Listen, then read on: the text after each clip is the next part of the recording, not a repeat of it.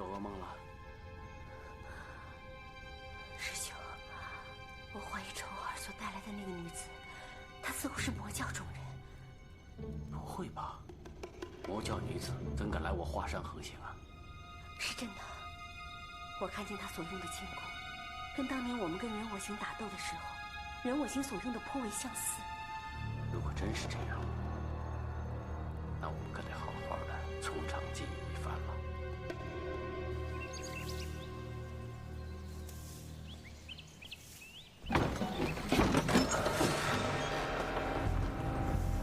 令狐冲，令狐冲！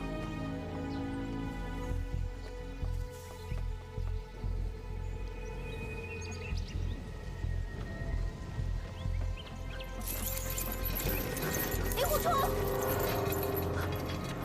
令狐冲！你过去干什么？危险！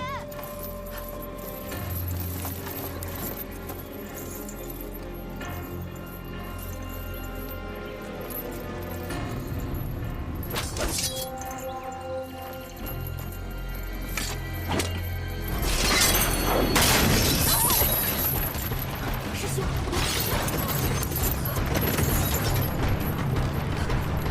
岳不群，你干什么？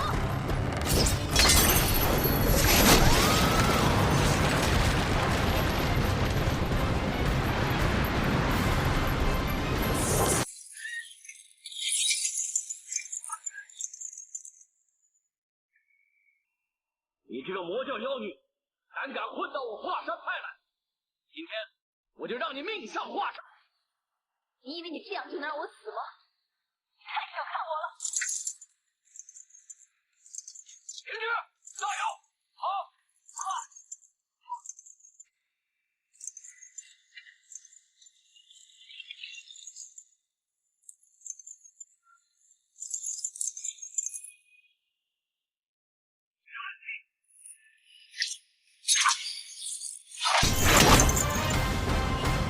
师兄，我们这样做是不是不太好？就算她是魔教妖女，我们如此暗算她，这也……哎，对付这种魔教妖女，怎么能够手软呢？哼，难道你希望自己的女儿还有华山弟子全死在她手上吗？给我杀了她！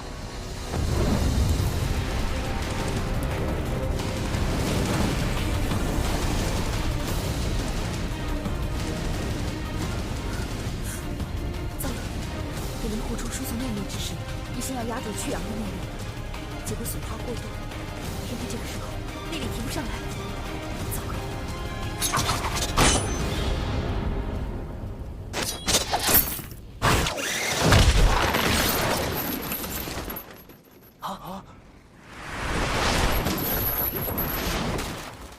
岳不群，你这个伪君子，青山不改，绿水长流，你等着吧，早晚我要让你们华山派变成无门无派！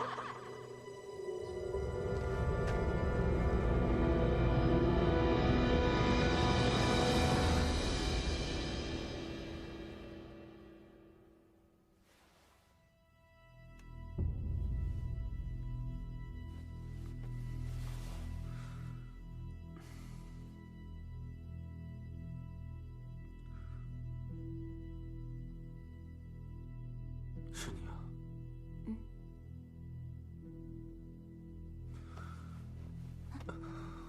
今天觉得好多了吧？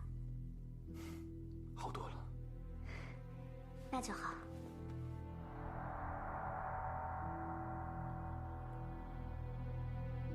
怎么了？该不该把她是魔教妖女的事情告诉大师哥呢？你在想什么？没什么。东方姑娘跟我说，她突然有点急事，要先走，过一阵子再过来看你。他这个人就是这样，来像一阵风，去也像一阵风。是啊，她是挺古怪的。啊，对了，现在什么时辰了？天都快黑了。哦，难怪，肚子都有点饿了。饿了，那我去拿些吃的给你，好不好？好。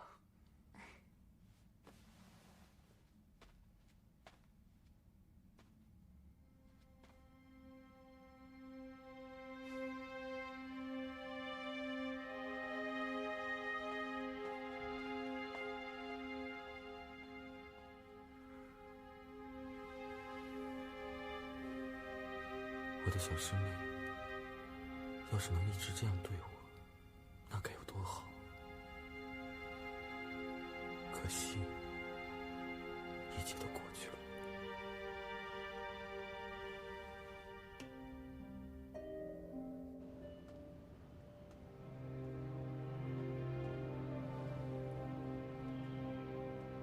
师兄，他现在活着离开了，会不会回来报复啊？不知道为什么，我最近总是心神不宁的。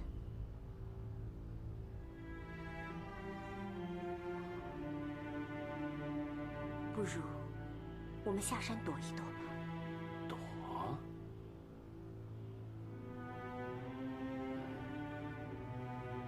也好。这样吧，通知所有弟子，就说我们即刻启程，上嵩山去找左冷禅理论。上嵩山？不错。万一传了出去，说我们是为了躲那个妖女而离开华山，这岂不让天下人耻笑咱们？但如果我们上嵩山去找左冷禅理论，他们反倒会佩服我们有胆色。不过这一次，咱们可不能带冲儿一起去。为什么？舟车劳顿，我怕他身子撑不住。那冲儿他怎么办呢？当日在思过崖，要不是他误入了剑宗魔道，我早已将紫霞神功传授给他。只要他背熟秘诀，就能为自己疗伤，又何至于落到如此的地步呢？师兄，既然紫霞神功可以救好冲儿，不如我们就把紫霞秘籍留给他，让他自行疗伤吧。绝对不行！紫霞秘籍乃我华山绝学，万一丢失落入魔教手中，这叫我怎么对得起华山的列祖列宗啊？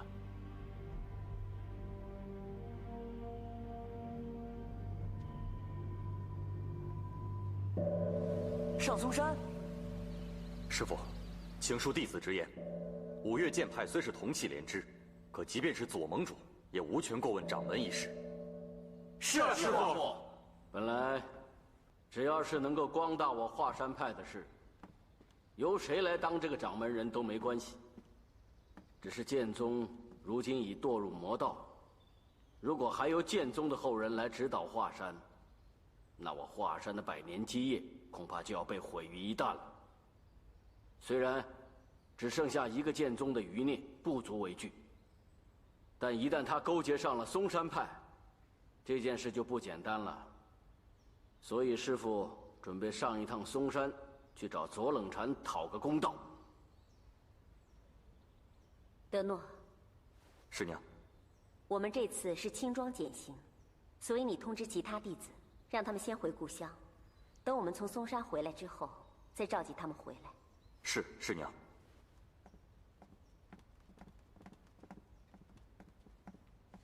师父，可是大师兄他现在身负重伤啊。这次出行路途遥远，所以你师父决定让冲儿留在山上养伤。娘，所有人都走了，那由谁来照顾大师哥呢？大友，你就留在山上照顾你大师兄吧。是师父。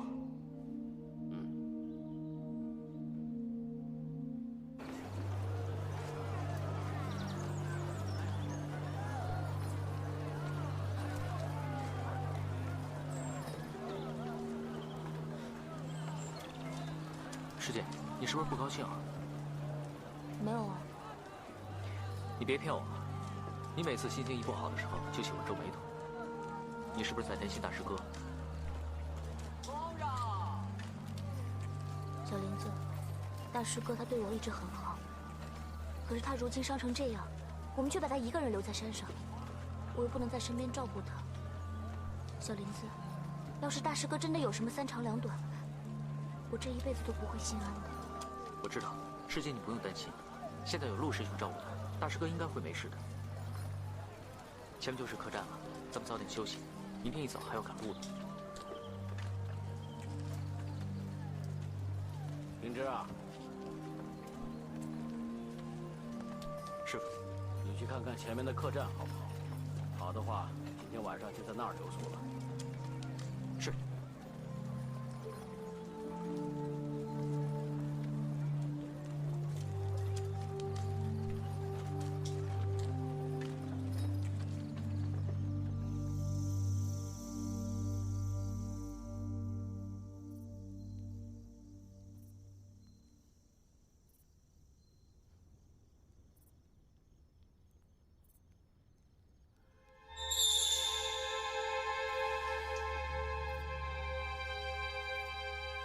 不会是那个魔教妖女回来寻仇来了吧？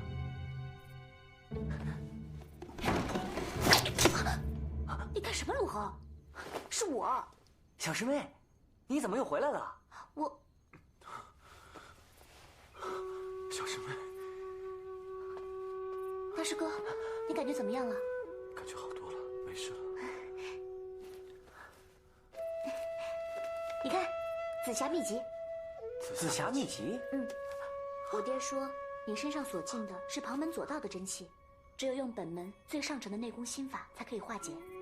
陆恒，你就一个字一个字的念给大师哥听。好。哎，不过你自己可不许偷学啊！你要是偷学了，你也晓得爹知道了会有什么后果。小师妹，我的武功底子差，我哪敢偷学呀？大师哥，你看，紫霞秘籍，师傅破例把紫霞秘籍传授给你，这下你就有救了。我真的有救了。这个秘籍不是爹给我的啊！你偷的？这要是让师傅知道，这可怎么办呢？什么怎么办呢？爹难道会杀了我不成啊？只要我救得了大师哥，爹和娘也会很高兴的。到时候他们哪还会顾及这些啊？哎，说的也是啊。如果真的能治好大师哥的话，师傅一定不会责怪下来的。那是。不行。马上把秘籍还给师傅。为什么？我好不容易才拿出来的。大师哥，我又不是让你偷练别派的武功，只是练好本门的内功而已啊。哎呀，是啊，大师哥。再说你也不用完全练完，只要练得正好，你把你体内4道真气排出来不就完了吗？再说了，你是本门的大师哥呀，师傅早晚会把紫霞秘籍传授给你的。现在只是练得早了一点而已嘛。哎。我再跟你说一次，师傅没有亲自传授，我绝对不会练紫霞。大师哥，你别激动。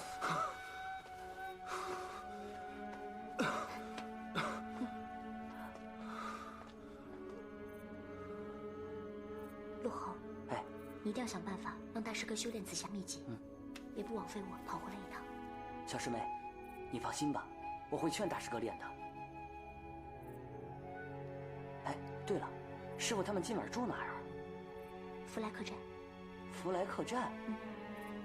福来客栈离这儿有30里，来回有足足60里啊！我现在只希望大师哥早日康复。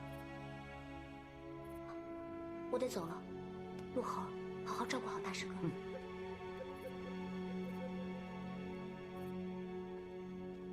小师妹，路上小心呐！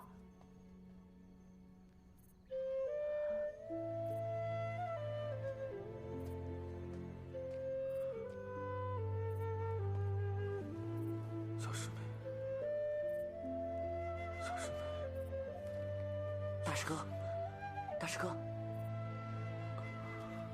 是我，小师妹她走了。她走了？啊，大师哥，小师妹她真的很惦记你的，她大老远的专门从福来客栈给你送紫霞秘籍过来，然后她走的时候还千叮万嘱，让你一定要练神功疗伤呢。大师哥，你别辜负小师妹的一番好意啊！我要开始念了啊，你听好了。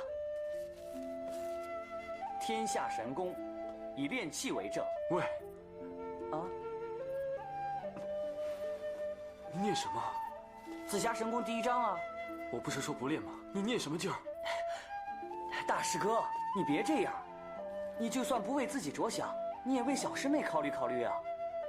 万一你有什么不测的话，那以后谁来照顾小师妹啊？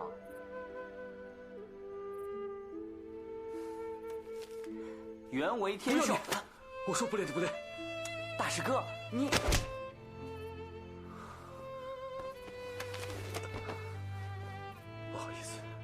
你的穴道1个时辰之内就会自动解开。我呢，离这本秘籍越远越好，免得我死了以后，人家说我练自家神功，练到走火入魔而死，明白吗？你看好了啊，这个秘籍放在枕头底下，记得还给师傅，知道吗？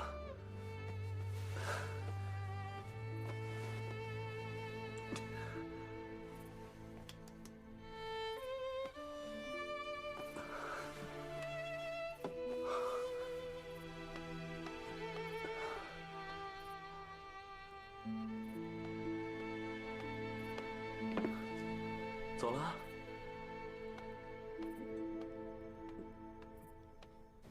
你江南名医，你心灵高手，你华佗在世，还有你们这帮混账，连我这么一点点小小的毒你们都解不了，我要你们有什么用？大侠，我们真的没见过这种毒，你就饶了我们吧。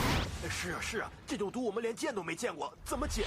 解不了，帮我缓缓也行啊，至少帮我争取点时间，好让我去找那个平医纸啊。这实在是什么？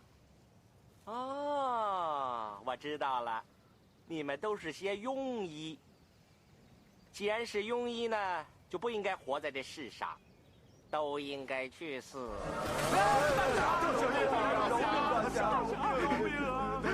各位大哥，我也不想杀你们的。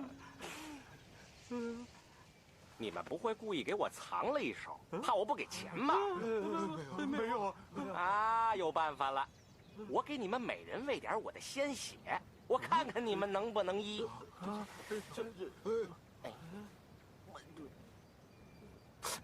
搁哪儿能不疼呢？等等，大侠，我们正在想呢。快！看来这人是个疯子，如果咱们不给他治，早晚得被他弄死。还不如咱们先把他给整死了。好主意。大侠，我们知道怎么治了。真的，是不是？太好了！我就知道你们这帮老小子，不逼你们，你们就想不出办法来。快说，怎么医？很简单，既然你中了毒，我们就先施针，然后再把你绑起来，最后才能把你的毒散出体外呀。好。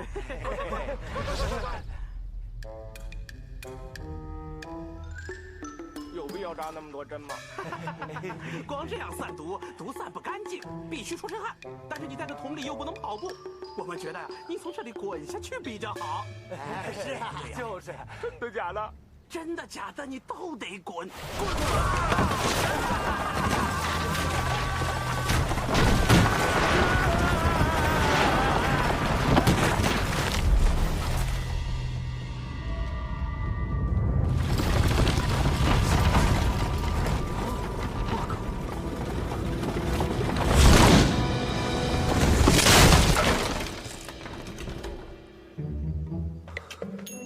喂，田兄，你怎么在这儿？你怎么样啊？晕。喂，田兄，行不行啊？不行了。真没想到，我此生最后见的一个人，居然是你。我也没想到，我最后跟你死在一起啊。喂，你说，这个时候如果来一壶美酒的话，该有多好啊！是啊，要是再来个女人，那就更好了。狗改不了吃屎。华山大弟子居然沦落到跟江湖下九流淫贼结交的地步，真是可笑啊！你不是回去了吗？怎么还在这里？你们不要以为有妖女给你们撑腰，这件事就算完了。我告诉你，正是正，邪是邪，永远势不两立。就算岳不群夫妇把这事告到左盟主那儿，也不会有太多改变。这不，两夫妻才刚刚下山，你们就被我抓到这么大水蛤蟆。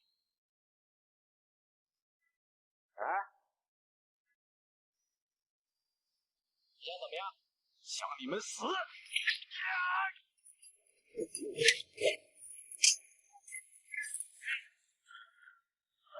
没事吧，田兄？当然有事儿了，要不你试试？哎呀，要不是我中了毒，他才不会是我的对手。真是虎落平阳没喘气呀！起来，少废话。林福冲，如果你还当自己是正派弟子的话，就一剑把他给杀了。我看你呀，也没比他好到哪儿去。要我杀人，没门。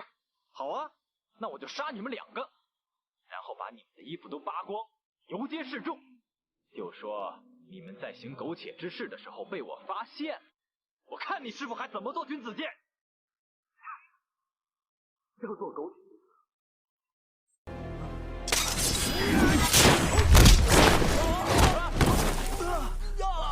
我怎么那么倒霉呀？你不想跟我做，也不用打我嘛！快起来！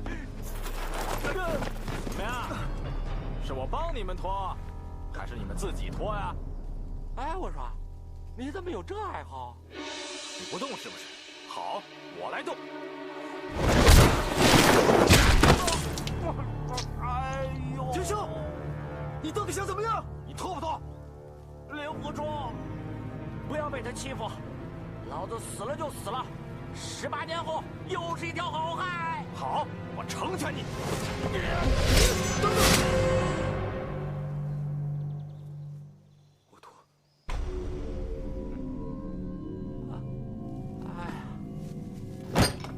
太不像话了！你也真是的，这么大的事情，怎么不跟你爹说一声呢？我就是怕爹不同意，所以我才……所以你就偷是吗？商儿也是救冲儿心切，所以才一时糊涂。一时糊涂。华山的门规，如果没有经过掌门人的同意，就私自偷看秘籍，该当何罪？爹，这件事不关大师哥的事，你要罚就罚我好了。你给我闭嘴！立刻跟我回华山去。走。师兄，我跟你们一起去。不用了，你带着德诺他们在10里外的韦陀庙跟我会合吧。走。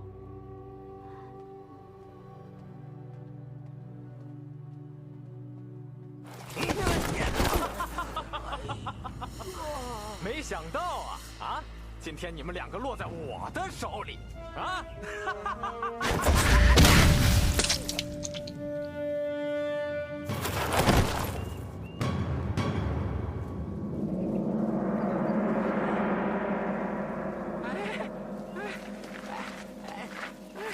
哎呦，我看到你实在是太高兴了，我太高兴了。哎，把解药给我吧。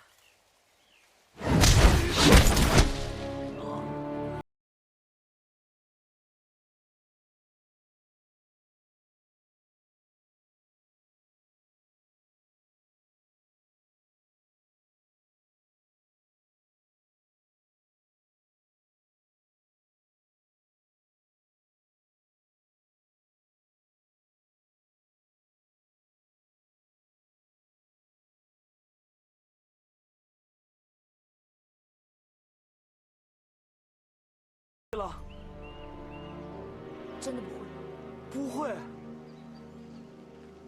放开我大师哥！师傅，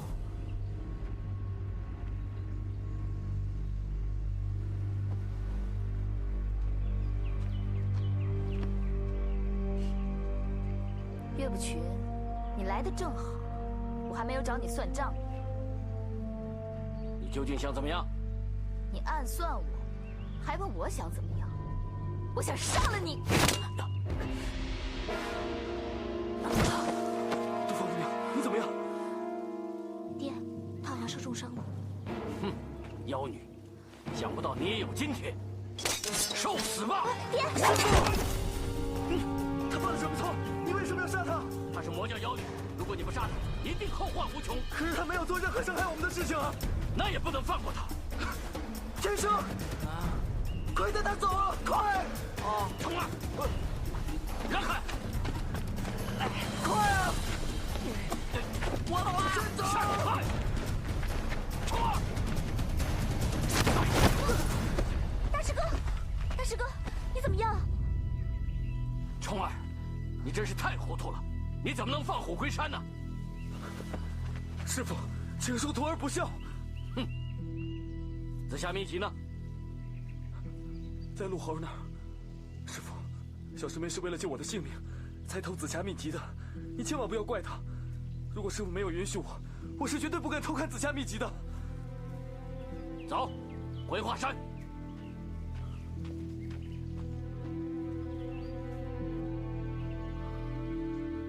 走吧。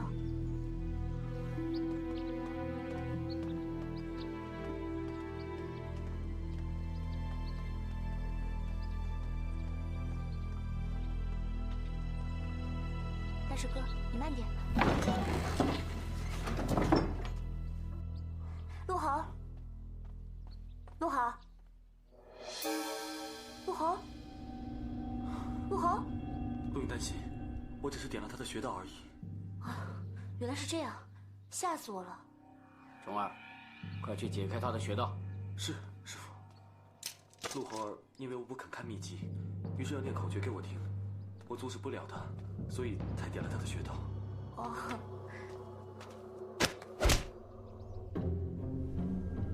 陆豪儿，陆豪儿，师傅来了。陆豪，陆豪儿，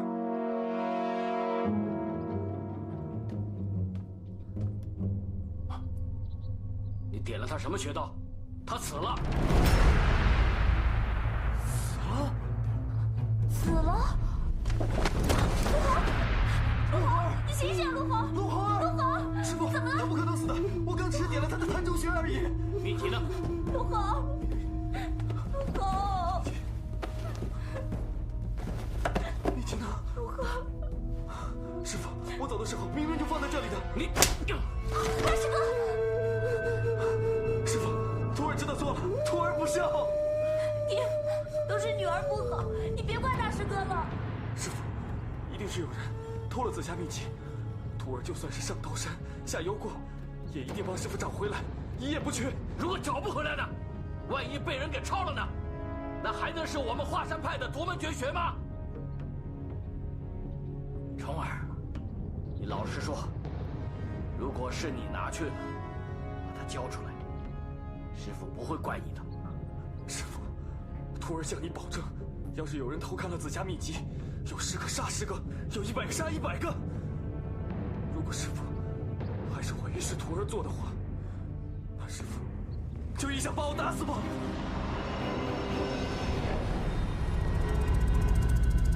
爹，大师哥他绝对不会这么做的。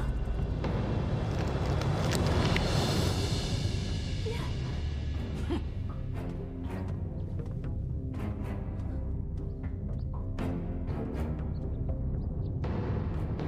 怎么会这样？怎么会这样？陆豪，陆豪。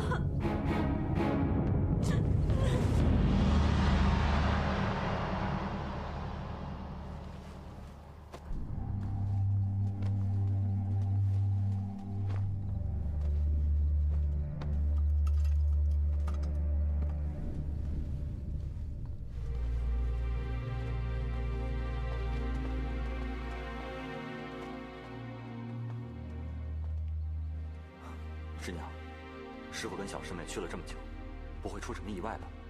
是啊，师娘，要不我跟二师兄回华山一趟吧？这，师娘，是林师弟。师娘，师傅他们回来了。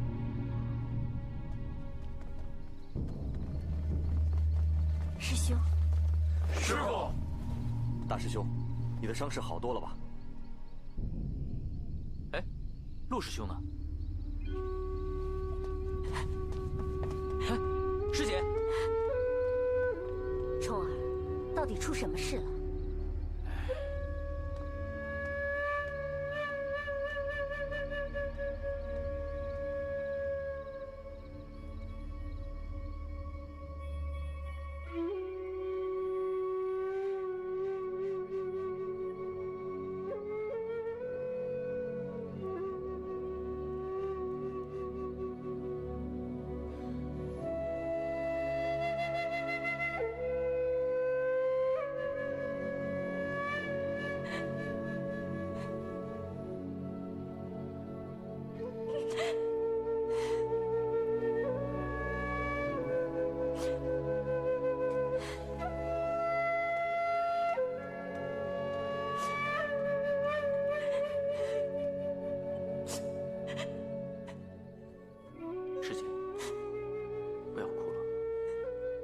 你也是为了治好大师哥的病。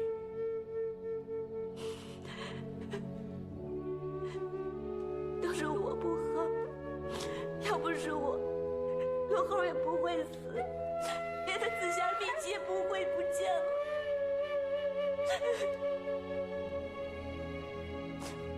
你跟大师哥青梅竹马，感情深厚，你没有理由见死不救。你不怪我？别傻，怎么会呢？如果换做是我也会这么做的。小林子，你说老天爷他怎么这么不公平？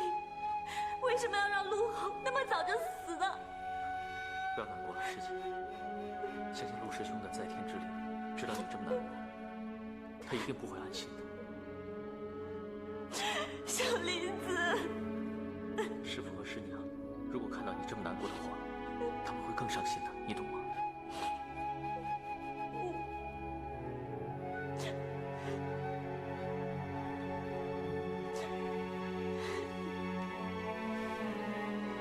真没想到，我们一离开华山，就发生这么多的事情。紫霞秘籍究竟是什么人拿走了？当时在华山上，也只有虫儿和大有2个人。莫非你怀疑是冲儿杀了大有，然后偷走了紫霞秘籍？师兄，冲儿从小在华山长大，他的性格你应该很清楚。但不是他，又会是谁呢？是谁我不知道，但一定不会是冲儿。我也希望不是他。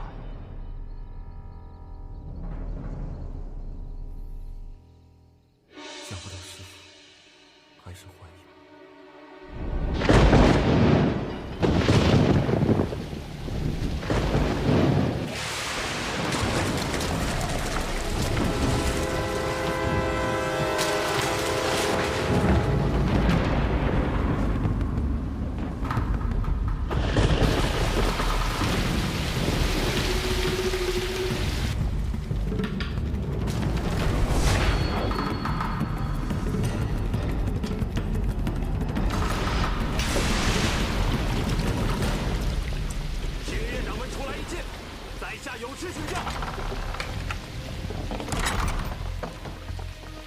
在下正是华山岳不群，请问诸位是何门派？我以为岳掌门只对辟邪剑法有兴趣，原来对我们无名小族同样有兴趣。既然是无名小族，就不要打扰我师父，滚！听说岳掌门收了锦衣卫都统林震南的儿子为徒，素闻你们剑法神通，独步武林，对辟邪剑谱想必不屑一顾，所以我们斗胆向岳掌门借剑谱一看。我想诸位都弄错了吧？在下并无辟邪剑谱，不在你这里，在哪里？请岳长，识相把辟邪剑谱交出来，否则休怪我们手下无情。大胆恶贼，竟敢口出狂言！上！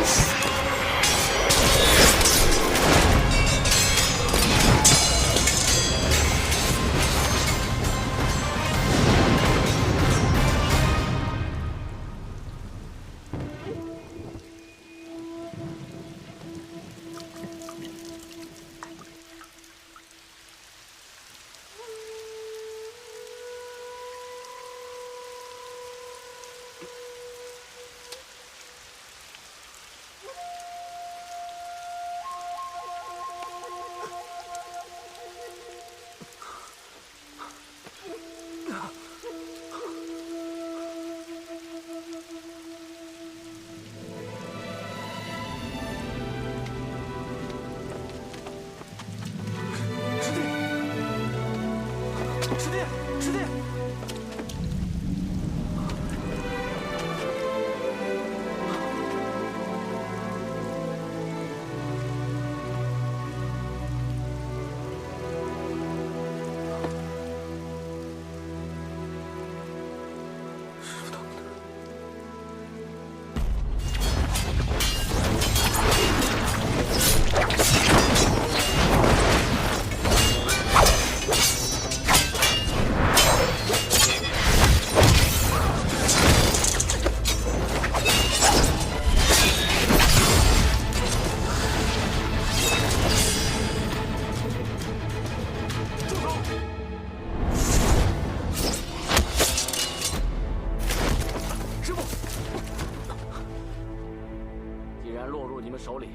杀就杀吧。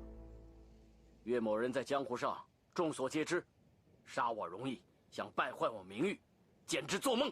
坏你名誉还不容易吗？你的夫人、女儿相貌都不错，我们不如大伙儿分了去做小老婆，这样一来，岳先生在武林中可就更加的大名鼎鼎了。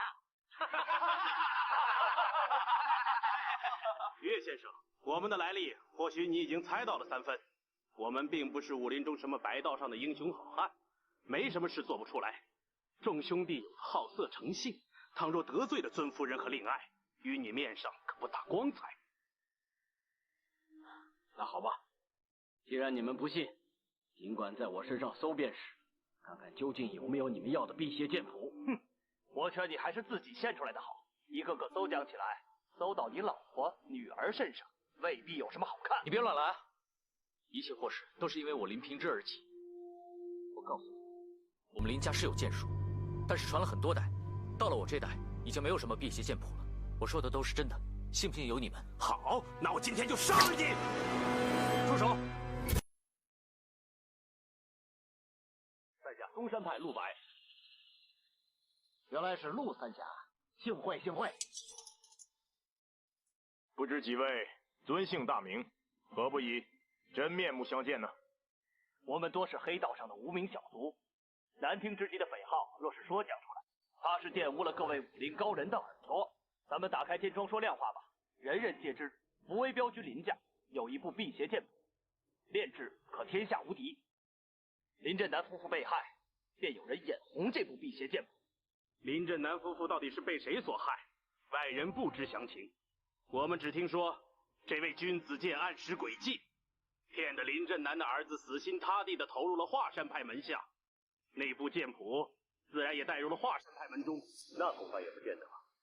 华山派的剑法精妙，而且岳先生的紫霞神功更是独步武林，乃是最神奇的一门内功，如何会去贪图别派的剑法呢？岳不群有什么精妙剑法？他华山派剑气两宗分家之后，气宗霸占华山，只讲究练气，剑法平庸幼稚之极。可是众位亲眼目睹，眼下他们就是为我们几个无名小卒所擒。岳不群当然有自知之明，他是急于得到辟邪剑谱，好精研剑法，以免徒有虚名。一到紧要关头，就出丑露乖。这几句话倒也在理。我们这些黑道上的无名小卒，说到功夫，在众位名家眼中看来，原是不值一笑。对那辟邪剑谱，也不敢起什么贪心。不过以往10几年中，承蒙锦衣卫林大人瞧得起，每年都赠送厚礼。他的属下处理公务，经过我们山下，众兄弟都冲着他的面子，谁也不去动他一动。这次听说林大人为了这部剑谱，闹得家破人亡，大伙儿不由得动了公愤，因此要和岳不群算这笔账。既然今日碰巧有与华山结盟的五岳剑派高手在此，这件事到底如何处置，听凭陆三侠吩咐，在下无有不遵。这位兄弟很够朋友，我嵩山派领了这个交情。华山派掌门人之位，依我们左盟主说，理应由风不平风先生执掌。岳不群今日又做出了如此卑鄙无耻的事情来，我想还是由风先生自行清理门户吧。众位给在下这个面子，当真是感激不尽。岳不群，你积恶太深，罪不可恕，依华山门规，应当处死。哼！剑宗的后人，为了华山掌门之位，居然出此毒计。风不平，就算你把我杀了，日后你又有何颜面再见我华山的列祖列宗啊？呸！果然是个伪君子，死到临头了还在做戏。好，那我就送你一程。风不平，就算你把我给杀了，你日后又有何颜面再见到我华山的列祖列宗啊？呸！果然是个伪君子，死到临头了还在做戏。好，那我就送你一程，看你到了黄泉之下，还有脸面去见本派的列祖列宗。慢着！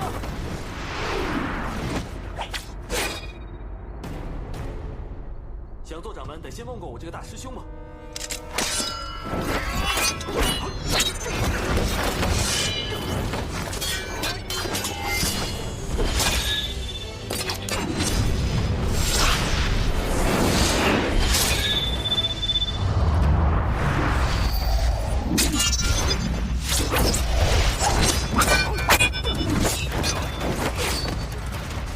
好剑法，无论风不平如何凌厉狠辣的剑法攻来，想着走神也便能看到招式中的破绽所在，随手中剑，逼得风不平非回剑自保不可。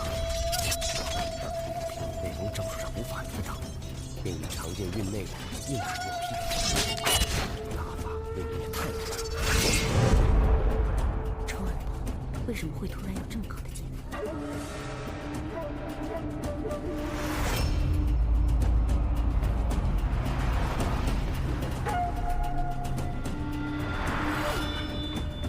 你使的什么剑法？这当然是化神剑法。混账！为剑宗之长，意图重掌华山一派，倘若在剑法上竟输给了气宗的一个徒儿，做华山派掌门的雄图定然从此化为泡影，势必又将入深隐居，再无脸面在江湖上行走了。想不到剑宗后人居然要运气练剑，你不如改投我们气宗门下，重新修炼。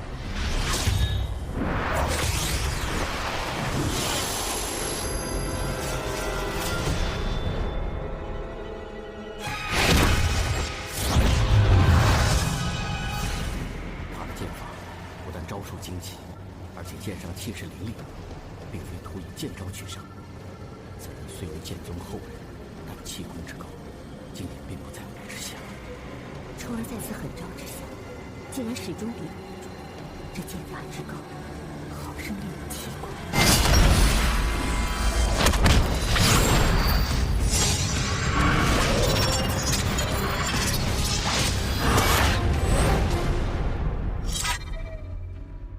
得罪了，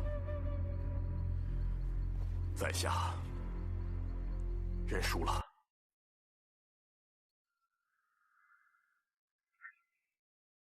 请在拜见左掌门时，说在下对他的圣意感激不尽。可惜，在下学艺不精，技不如人，已无脸再争掌门之位。风先生，令狐冲，你剑法如此了得，在下十分佩服。但这般剑法，谅他岳不群也不如你。这剑法是哪位高人所授？也好让风不平输得心服口服啊！承蒙前辈相让，侥幸胜得一招半式，何足道哉？在下是恩师岳先生，座下大弟子。告辞。以剑法而论，我多半及不上风不平，当然更非令狐冲之敌。眼下场，风不平已然做不了华山派的掌门，只好回禀左师兄，再做打算。令狐仙芝，阁下武功高强，已令在下大开眼界，后会有期。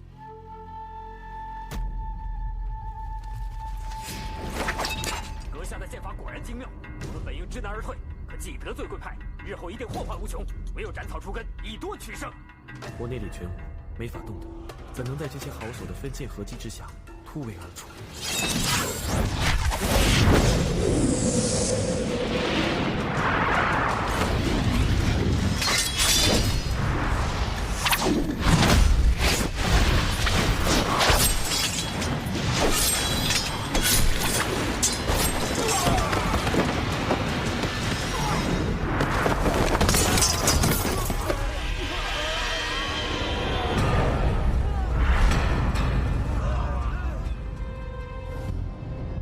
冲儿，赶紧挑断他们的脚筋，再慢慢的拷问他们。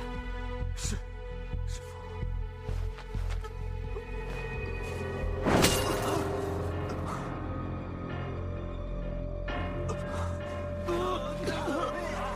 大家冷静一下，用手拉住同伴的腰带，跟着我走。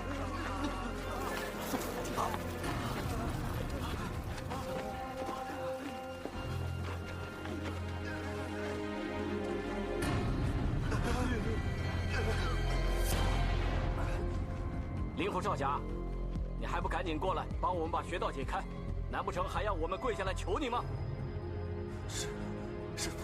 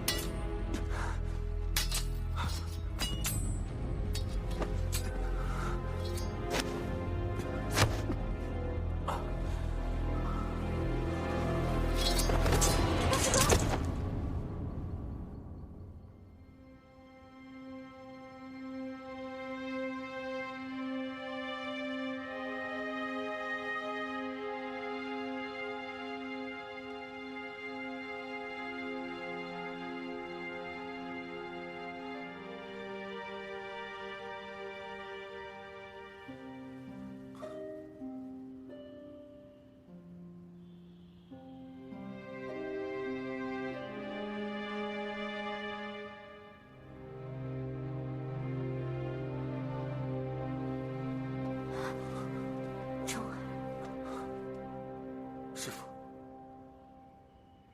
昨晚那几个蒙面人，你是不是认识？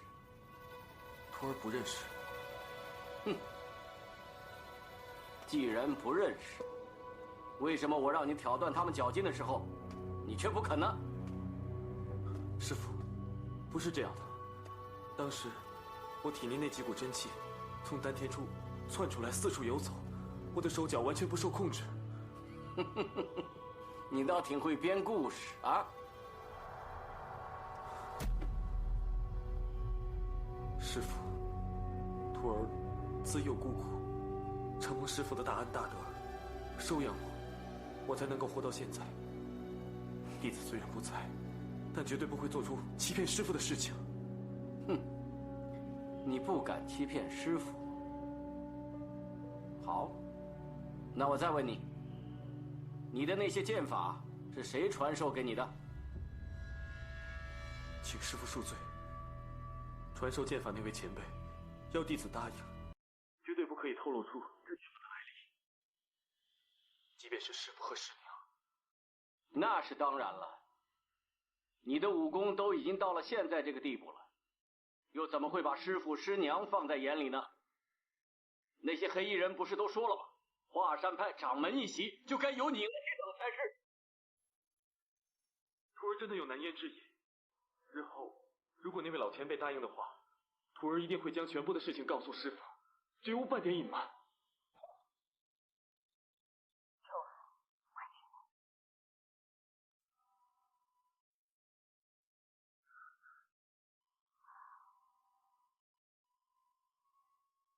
师兄，昨天晚上要不是因为冲儿，我们华山派必当全军覆没。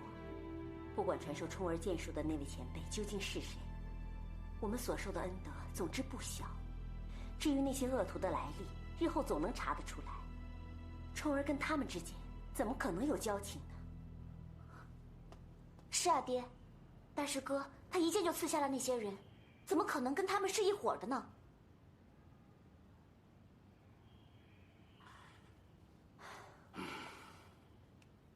师兄，既然风不平已经知难而退，那我们就没有必要上嵩山了吧？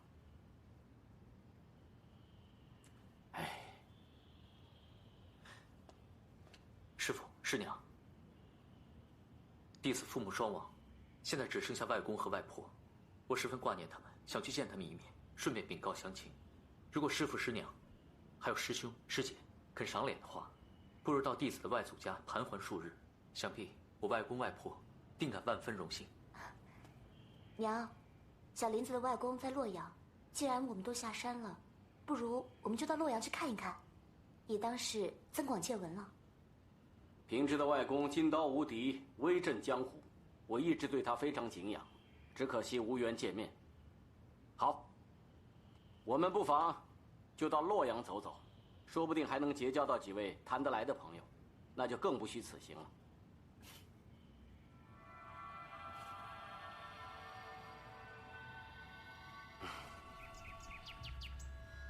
几位贤弟，乃是黑道中成名已久的高手，再加上华山剑宗的风不平、程不忧，还有丁师弟、陆师弟，你们数十人，死的死，伤的伤，焦头烂额，我真不知道你们是怎么办事的。左盟主，在下纵横黑道30年。也曾会过不少剑术名家，但是还没有见过有人出剑像令狐冲这样快的。不止快，而且剑法飘忽，无从捉摸。哦，那令狐冲不过是岳不群的徒弟，怎么会有如此超凡的剑术？左盟主，令狐冲的剑法的惊人之处，在于他出剑的角度十分的飘忽，令人琢磨不透，而且他每每洞悉别人的先机，攻其不备。恕师弟大胆说一句，令狐冲所使用的武功，并不是华山剑法。左盟主，悔木之仇，望左盟主替我们兄弟主持公道呀！请左盟主替我们报仇。大家静一静，静一静。左盟主自有安排。各位贤弟，先在敝处安息一场。至于复仇之事，咱们稍后从长计。多谢左盟主大恩。带他们去歇息吧。各位，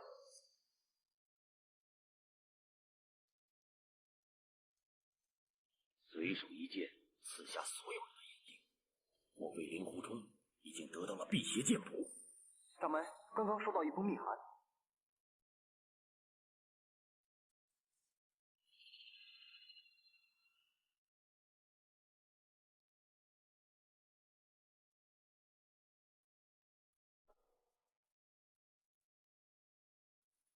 岳不群这个老狐狸，居然躲到洛阳金刀王家，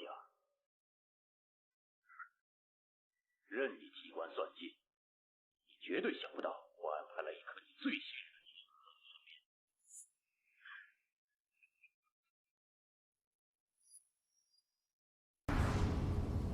哎呦喂，哎呦喂，哎呦喂，哎呦喂，哎呀，哎，我说美人，咱们这到底是要去哪儿啊？我们这往西都走了好几日了，你该不会是要我陪你去西天取经吧？啊？再半日就好了。哎呦，你骗谁呢？你都说半日好几次了。再啰嗦就送你上西天。哎呀，我说美人啊，你看你啊，人又长得漂亮，武功又高。哎，我说你行个好，把解药给我，把我给放了吧。啊，歇会儿啊。好啊，啊，看你背了我这么久的份上，又救了我，我给你解药吧。真的，来，快下来下来。哎呦，慢点，来，哎，走，哎，啊，嘿嘿。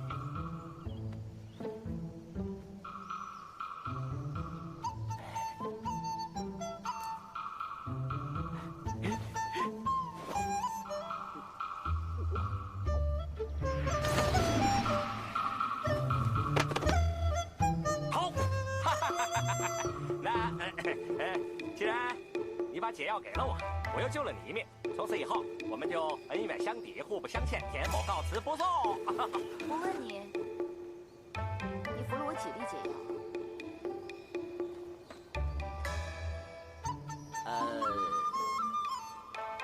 ？2粒。我的解药这么有效，你又何必服2粒？再说，就凭你这种后生小辈，配服我的解药吗你？另外1粒是断筋伏骨丸啊。若不听话，那么我现在就催动这药丸的毒性，要你全身的软筋寸寸俱断。那时候你嘴巴张不开，舌头也不能动啊，那滋味想来不好受。哎呦，我说你怎么那么恶毒呢你？你说你已经把解药给我了是不是？你怎么又下一个更阴损的毒药给我呢？哎呀！我这人做事一向公私分明，你救我，我解你的毒，但是我需要你来保护我，所以我用毒药控制你，一物归一物，公平清楚。哎呀，我的老天爷呀！我怎么那么倒霉呀？只要你乖乖听话，我就不加催动，这药丸的毒性10年也不会发。你又怕什么？我才不信你呢！哎呦，我的天哪！我看你这轻功和刀法，应该是西域黄沙万里门的弟子吧？陈其通和吴其胜这2个小子，哪一个是你的师傅？怎么就教出你这样一个淫贼来？你怎么会知道我的师承？不错，我就是黄沙万里门的弟子。不过，我的寿元恩师已经死了多年，吴师叔也已经是60多了。哎，我的姑奶奶，你怎么能够管他们2位老人家叫小子？我师父和他们的太师祖灵虚子平辈论交，我叫这2个家伙小子又有什么不对？真的假的？那你是谁啊？不用知道。你这个万里门的弃徒，低我这么多辈，背背我也是应该的吧？反正我服了你的毒药，又被你点了死穴，不背你能怎么办？你只要背着我一直往西走，乖乖听话，自然有办法的。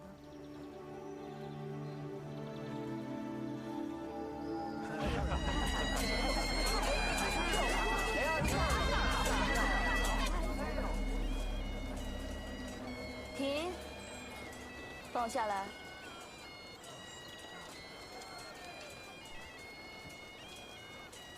哎呀，大姐，又怎样啊？想不想解开自己的死穴啊？那是当然啊。行，那你得听我的。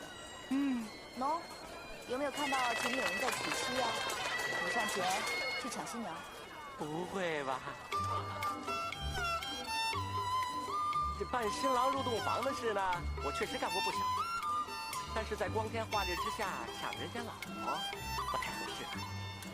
不过听起来倒是挺刺激的。但跟我的死穴有什么关系？有关，大大的有关。哦，你说来听听。该不会是说，让我和抢来的新娘一块洞房，便能解了我的穴道？要是这样的话，我倒是不妨让你多点几次。那就要看你有没有这个本事了。这么说来是真的，我现在就去。慢着，话还没说完呢。又怎么了？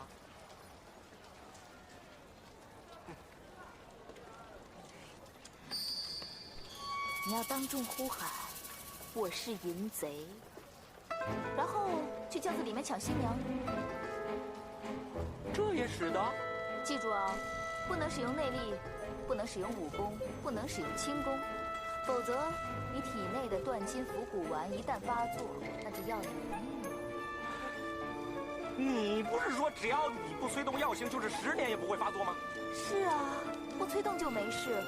可惜我刚才这2掌已经用了内力，你身上的禁制已经解除，你要是一动，就是一个死字。你玩我！你要解穴，就只能如此。哎，美人，要是你说的那样，我过去抢亲，会被人家打死的。我就是要你挨打。我现在内力不足，难以同时给你解开死穴。现在你身上的禁制已经解开了，叫众人一顿好打，打得你吐出淤血，那就好了一半。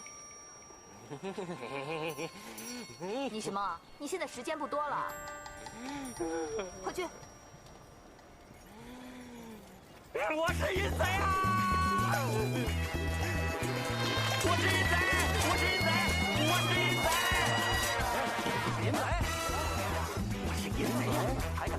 淫贼！哎呀，我是淫贼！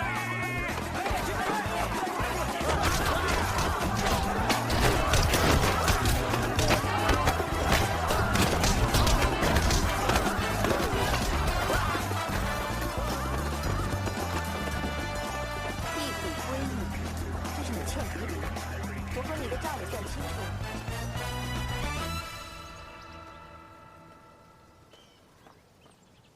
到了。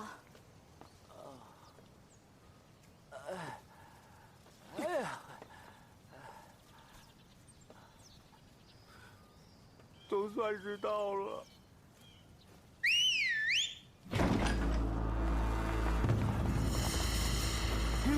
参见教主。起来吧。谢教主。你是魔教？不，原来你就是日月神教教主东方不败。幸会幸会。怎么样？你怕呀？怕，那是不怕，只是有点庆幸。庆幸什么？庆幸我在路上没有因为你长得漂亮而轻薄于你。若你知道就好。我警告你，不只是我，连那个夷陵小尼姑也是，不然你一定死无葬身之地。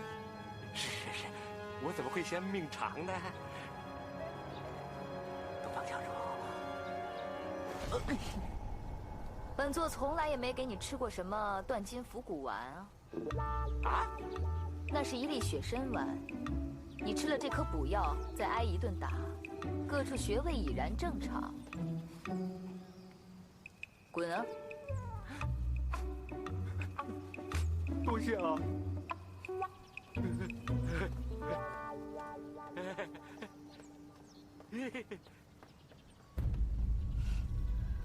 教主的伤还好吧？有点严重，需要时间静养。教中最近可有大事发生？怎么了？禀教主，圣姑她下山去找您了。我不是不准她下山的吗？是，可是属下拦不住。这下不知道要出什么乱子了。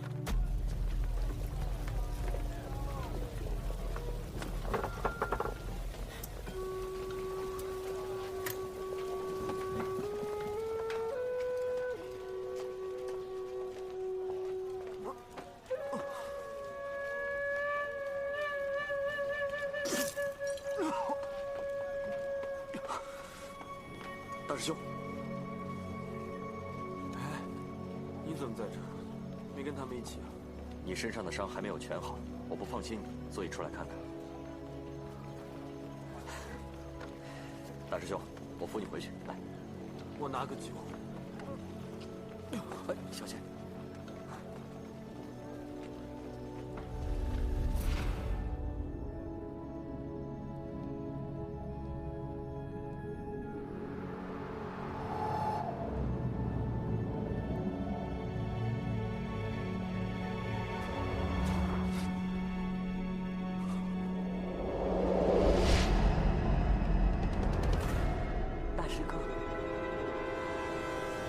大师哥，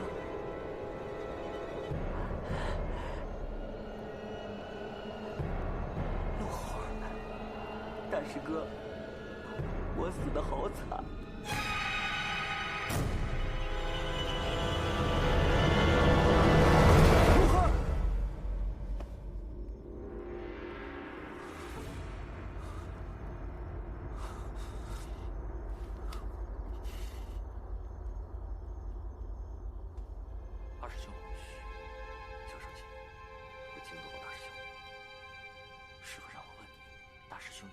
奇怪的举止，边走边说。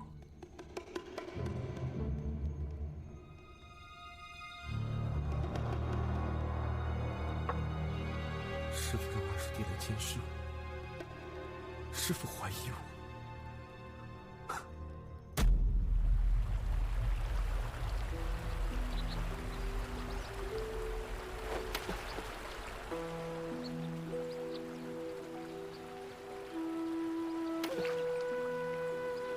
冲儿，师娘，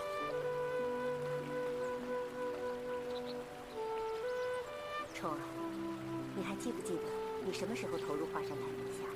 我记得，那年我们乡下闹瘟疫，我爹和我娘都死了，我流落街头，讨饭度日。幸好师父师娘收留我在华山，到现在已经有15年了。是，那时候珊儿只有3岁，在众多弟子当中，你是最聪明，悟性也很高。华山派早晚要交到你的手中。其实我跟你师父对你期望很高，你千万不要让我们失望。师娘，可是师父他怀疑我，他还叫二师弟来监视我。最近的确发生了很多事，林家的辟邪剑谱下落不明，紫霞秘籍又被人偷走，而你最近的武功又大有长进。从这种种迹象上看，你又怎么能怪你师父怀疑呢？林志南夫妇他们临死前的遗言，我都一字不漏地告诉林师弟。那本辟邪剑谱，我连看都没有看过；紫霞秘籍，我也没有拿。我之所以学会这剑术，全是一位高人传授给我的。师娘，可是我答应过他，不能够泄露他的名字。师娘，你要相信我。你从小到大，你有病有痛，都是我一手照顾你。你的脾气我最清楚。你要说没有，那就一定是没有。师娘，你放心，无论何时何地，我都会支持你，相信你。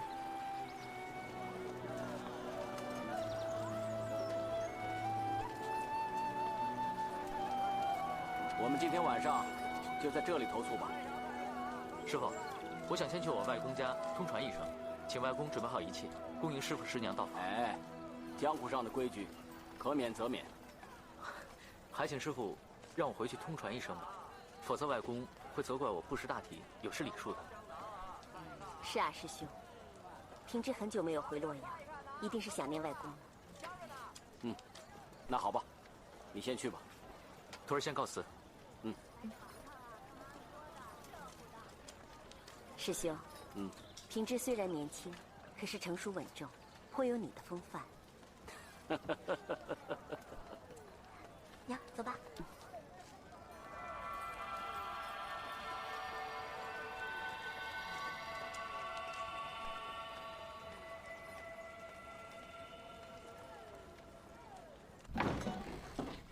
大师兄，什么事那么高兴？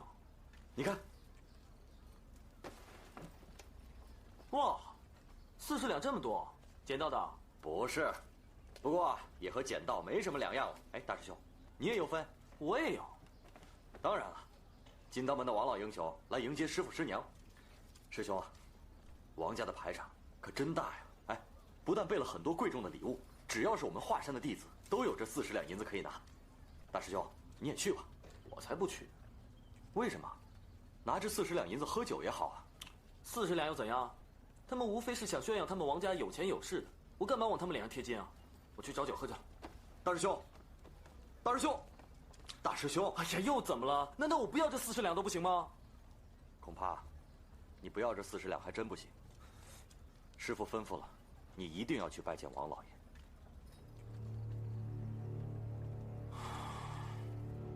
岳掌门，感谢你收留我们平之，老夫是感激不尽的。我看从今以后，你们华山派与我们金刀门就是一家人了。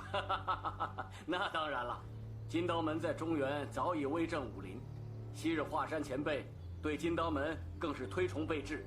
今日得以见到王老英雄，如果再能得到王老英雄指点1、2的话，那我华山派的师徒们，那真是受益匪浅呐。哎。好说好说，老夫不敢当，不敢当啊！哎，师傅，大师兄来了啊！师傅，王老英雄，这就是我华山派的大弟子令狐冲。成儿啊，快拜见王老英雄。晚辈令狐冲拜见王老英雄。好。成儿。见到王老英雄怎么不下跪啊？外公，舅舅，因为大师兄他有伤病在身，所以大礼还是免了吧。好，不打紧，不打紧。令狐仙芝啊，我这儿有个见面礼，小意思，不成敬意，你拿着吧。那我就收下了，王老前辈，正愁没钱买酒喝呢。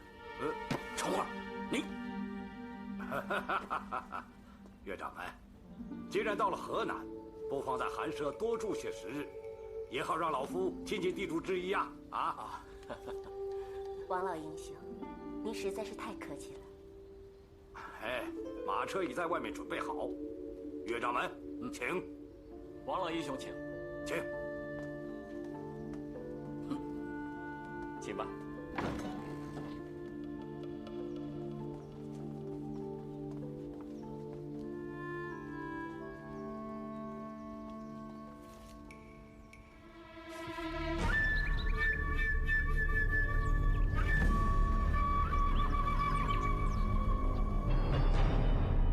清救我王家上下，你父母的仇我一定要报。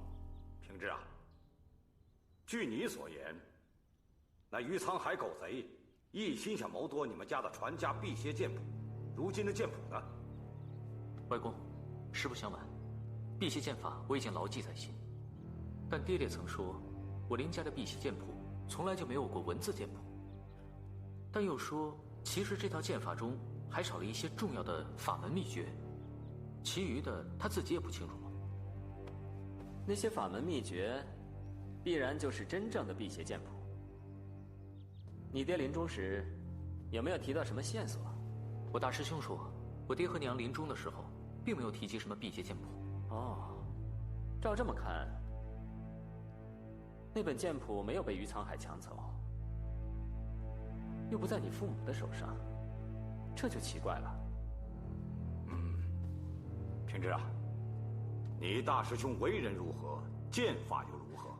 大师兄的为人还算不错，至于他的武功，最近倒是突飞猛进。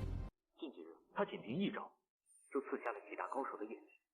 等等，这点可疑。莫非是你大师兄拿走了辟邪剑谱？一招刺瞎数名高手的眼睛，这手剑招多半是从辟邪剑谱中学来的吧？没错，一定是令狐冲那小子偷了你家传的辟邪剑谱，不然他的剑法怎么可能比岳不群还高？不会吧，大师兄不是那样的人。平之，人心隔肚皮，防人之心不可无啊！你父母离世时，只有令狐冲一人在他二位身旁，也许是他刻意隐瞒了你父母的遗言，自行取了剑谱，暗地修炼，这样也才说得通啊！你说是吧？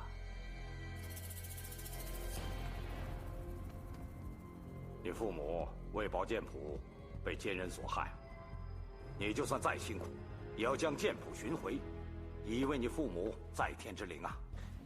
孙儿不会忘记父母的血海深仇，孙儿谨遵外公教诲。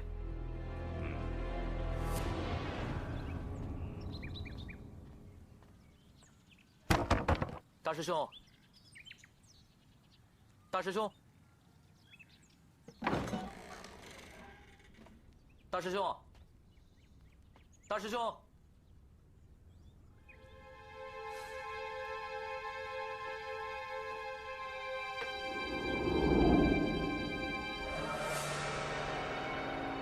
一定是令狐冲那小子偷了你家传的辟邪剑谱，不然他的剑法怎么可能比岳不群还厉害呢？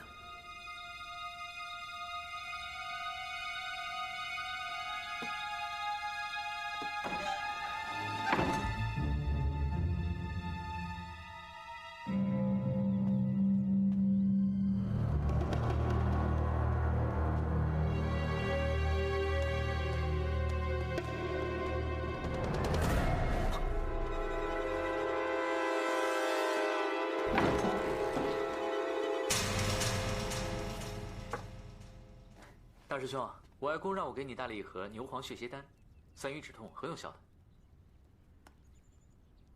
好，帮我谢谢他。那我先走了。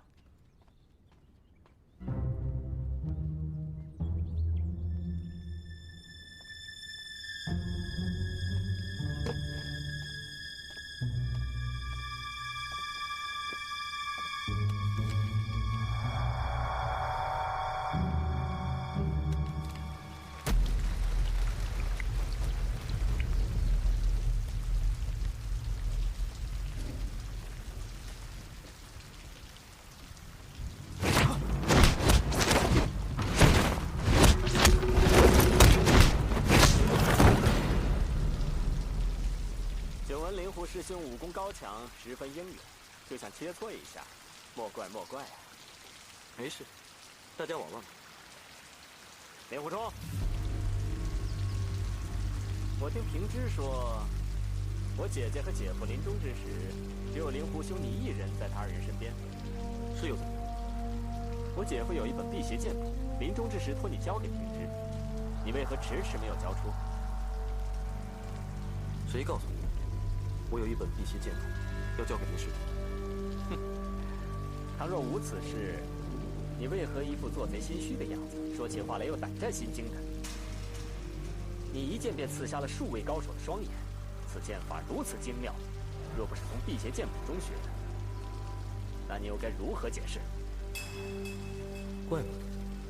怪不得师父师娘和众师弟师妹不感激我救了他们的性命，反而人人大有一计之意。我始终不明白是什么缘故，原来他们都认定是我拿了林震南的辟邪剑谱。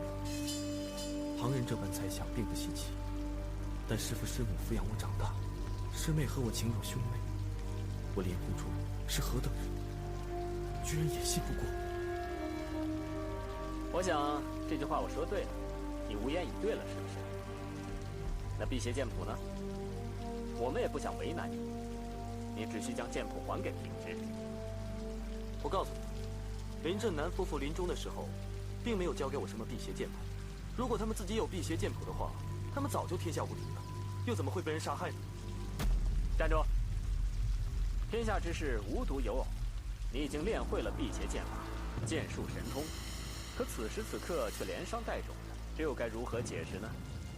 我再跟你说一次，我身上没有辟邪剑谱。林震南夫妇的临终遗言，我全部都传给林师弟。我令狐冲要是说谎的话，我愿意五雷轰顶。这等关涉武林秘籍的大事，倘若发了一个誓便能不了了之，岂不是把天下人都当作傻子了？你想怎么样？我不想怎么样。倘若没有的话，你让我搜身。不，你把我当贼了。你若自认清白的话，又何惧之有呢？倘若我搜不到的话，还可以还你清白，岂不便宜了你？好啊，你要搜可以，不过我要请我的师父师娘，还有林师弟来替我做个见证。哼，恐怕我一走，你就把辟邪剑谱给藏起来，我再回来的时候，又怎么可能搜得到呢？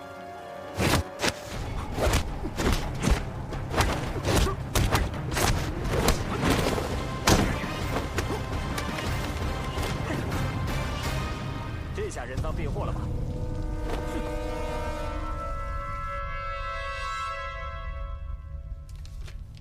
令狐贤之啊，我问你，这辟邪剑谱你是如何得到的？虫儿，王老英雄在问你，你现在老老实实的说出来就是了。师父，徒儿身受重伤，又失去内力，他们居然以多欺少，难道这就是武林中的待客之道吗？倘若是宾朋家客，我们自然是以礼相待。但你有负于人，将辟邪剑谱据为己有，这是盗贼之行。我们金刀王家乃是大门大户，怎可能与你这种人成为朋友？林师弟，我问你，难道你也以为辟邪剑谱是我偷的吗？大师兄，大师哥不会这么做的。哼，现在人赃并获，令狐冲，你还敢狡辩？好啊，你们口口声声说这是辟邪剑谱，那我问你们，你们有谁见过真正的辟邪剑谱啊？既然没人见过的话，你们又凭什么说这本就是辟邪剑谱呢？这本剑谱是从你身上搜出来的，岳师兄又说这本不是你们华山的武功秘籍，那还不是辟邪剑谱吗？你硬要强词夺理，我也没有办法。好啊，你硬要说是辟邪剑谱，那就是辟邪剑谱了。那你照着练呢，看能不能练成天下第一剑法。令狐贤之啊，小儿刚才得罪了，真是抱歉。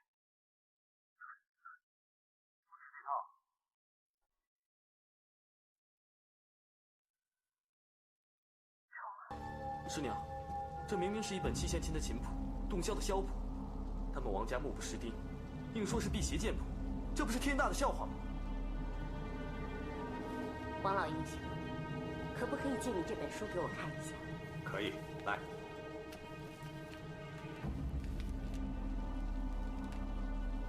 请老英雄不要见笑，琴谱、箫谱我都一窍不通，不过剑谱还是见过不少的。这本书好像确实不是剑谱，不知府上是否有精通音律之人，请他出来见证一下，自然可以分享。这若真是琴谱、箫谱，这丢人可丢大了，如何是好啊？爹，我们账房有一个义士宴会，不如让他鉴定一下。武学的种类极多，有人为了保密，特地将武术的图谱改写成曲谱模样，这样的事情很多，不足为奇呀。不错，河南的太极两仪刀法就是记在一个曲谱上的。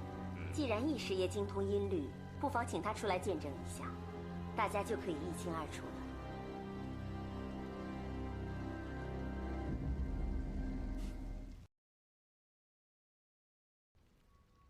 义师爷，妈，这是不是一本普通的琴谱与箫谱？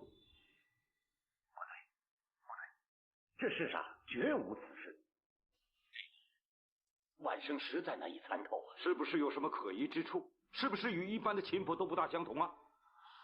这个嘛，晚生也看不明白。这里是空的，突然又变声，有违乐理，是不能够弹奏出来的。这里是绝调，突然又变语调。哎呦，我真是没有见过这种曲谱啊！洞箫之中，无论如何是不能演奏出来的。你不会弹奏，并不代表别人不会啊。那说的也是。不过，如果这世上真的有人能够演奏出这首曲子，晚生佩服的五体投地，佩服的五体投地呀！除非是东城。按照你的说法，这个曲谱根本就没法弹奏，是吗？晚生是无能为力啊。义师爷，你刚才不是说东城有人能吹奏出来吗？这个晚生也不敢担保，只是东城的绿竹翁，他既会抚琴又会吹箫，也许他能够演奏出来，也不一定。他吹奏的洞箫可比晚生要高明得多呀。既然不是普通的曲谱，那一定就是内有文章了，是不是？王前辈，如果你还是不信的话，可以找那个绿竹翁来见证一下吗？也好，还我个清白。是啊，义师爷，劳烦你派人把这位绿竹翁请来。这绿竹翁只不过是个编织工匠，而且行事疯疯癫癫的，这种人的话怎么能信得过呢？此事终须查个水落石出。冲儿是我们的弟子，平之也是我们的弟子，谁是谁非，不妨请这位绿竹翁出来评个理。去接只怕不成。这个人的脾气非常奇怪，他不想过问的事，就算你再怎么跪下来求他，他也不会理你的。不过他想插手的事，你拦也拦不住。想来这位绿竹翁也是武林中的前辈了。这绿竹翁啊，只不过是个篾匠，只会编竹篮打篾席，哪里算得上是我们武林中人呢？他只是弹得好琴，吹得好箫，而且还会竹画，有的人愿意出点钱来跟他买画，算得上是个附庸风雅的老匠人，所以地方上对他有几分敬重罢了。如此人物来到洛阳，可不能不见。王老英雄，那就劳您大驾，和我们一起去见见这位风雅的篾匠如何？既然岳夫人这样说，那老夫就陪你们走一趟东城吧。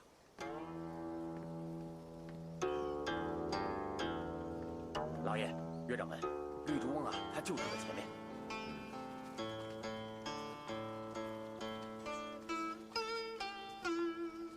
老爷，那位就是。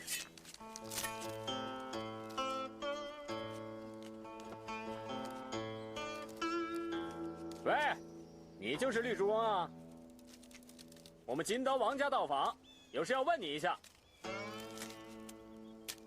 喂，你聋了？我管你金刀、银刀、菜刀、饭刀、镰刀、砍刀、杀猪刀，都没我的烂刀好使，你知不知道？听没听到？我没有去拜访王老爷，王老爷也没有必要来拜访我。我早就已经不问世事了，世人偏要来问我事，那岂不是问道于盲？你这个老匹夫，就此。凤儿，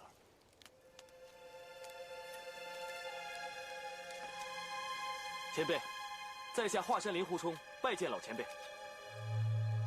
你叫我什么？前辈。嗯？前辈。嗯？前辈。嗯。来，继续。是这样的，前辈，晚辈呢被人冤枉了，含冤莫白，所以希望前辈帮我评评理，讨回个公道。好，被人家冤枉了是吧？来说来听听。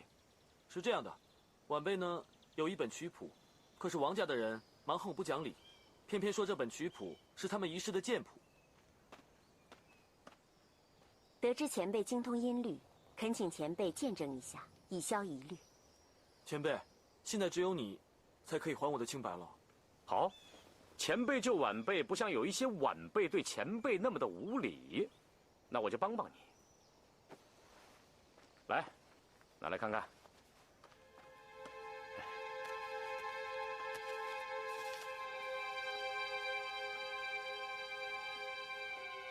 敢问主翁，这曲谱可否用武功秘籍来谱，以掩人耳目？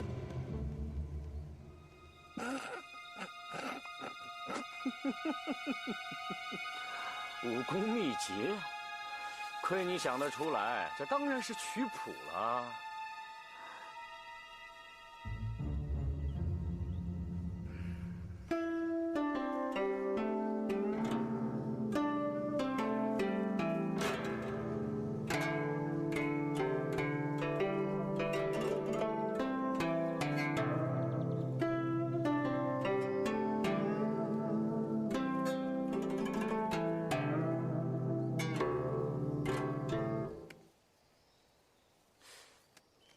易师爷，你也是懂音律之人，你说，这么低的音能弹得出来吗？我看这曲谱未必是假，可能是撰曲之人故弄玄虚，跟大家开了个玩笑而已。行，你就先回去，给点时间让我再推敲一下。这么珍贵的剑谱，江湖上不知道有多少人想要抢夺。怎么能落到不相干的人手里？既然那么珍贵，那走。请你无论如何要帮我，要不然的话，晚辈就真的无法洗脱罪名了。行，看你叫了我6次前辈的份上，我就再帮你一次。这个拿来。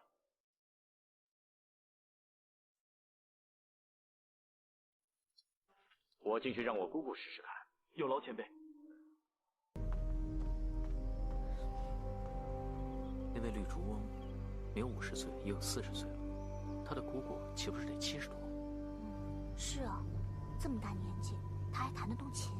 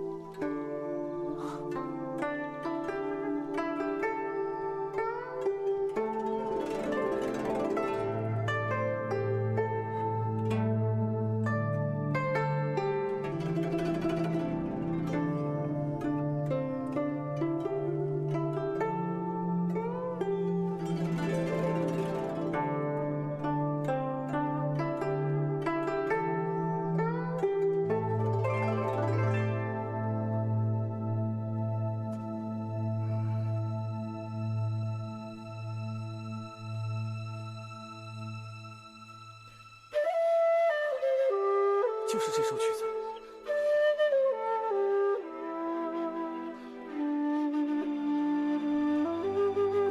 真好听。冲儿，这曲子叫什么名字？师娘，这曲子叫《笑傲江湖》。这个婆婆真是神乎其技，难得的是她的琴箫尽皆精通。真这么好听的曲子，想必你也是第一次听见吧？不，师娘，弟子当日第一次所听到的，比今日更为精彩。怎么会呢？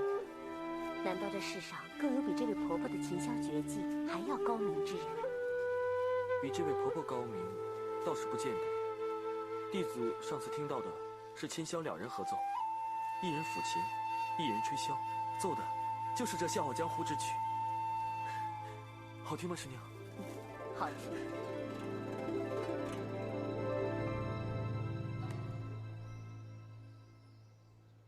琴箫合奏，这世上还能到哪儿再寻找这样一个人？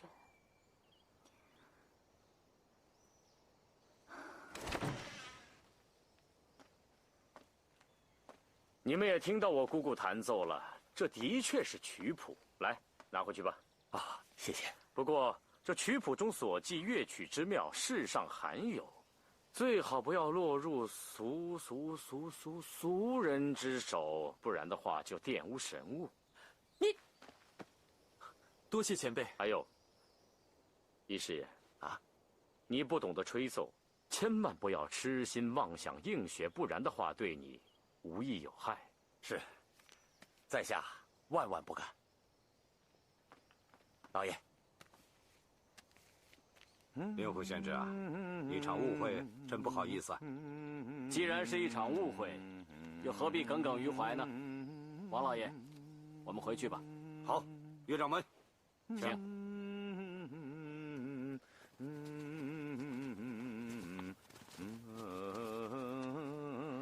冲儿，你怎么还不走啊？师娘，我想多留一会儿。你受伤了，还是早点回去。知道了。前辈，多谢。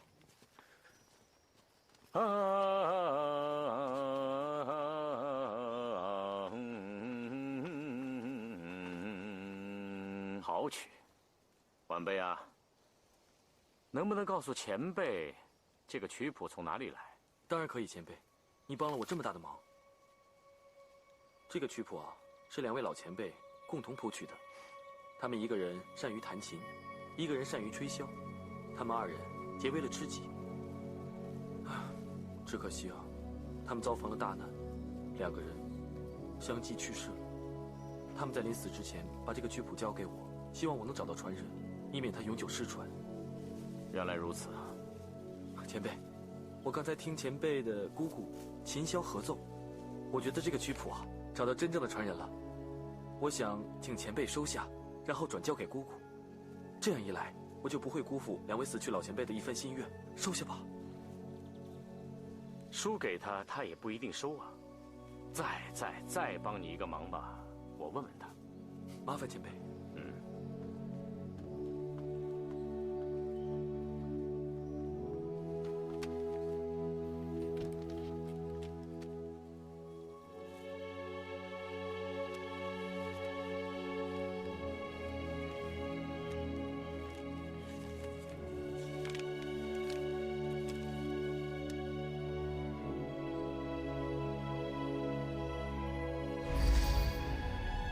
刘正风师叔和屈前辈，一个是正派高手，一个是魔教长老，两人一正一邪，势如水火，但论到音乐，却心意相通，结成至交。合唱这曲神妙绝伦的《笑傲江湖》出来，他两人同死之时，想到心中绝无遗憾，远胜于我孤零零在这世上，为师父所遗，为师妹所弃，为一敬爱我的师弟，却又被我亲手所伤。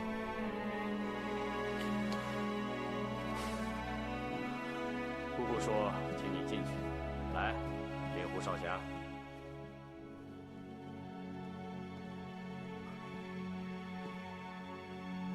晚辈令狐冲拜见婆婆。灵狐少侠高义，你以妙曲相赠，老妇却之不恭，受之有愧。婆婆，你太客气了。前辈啊，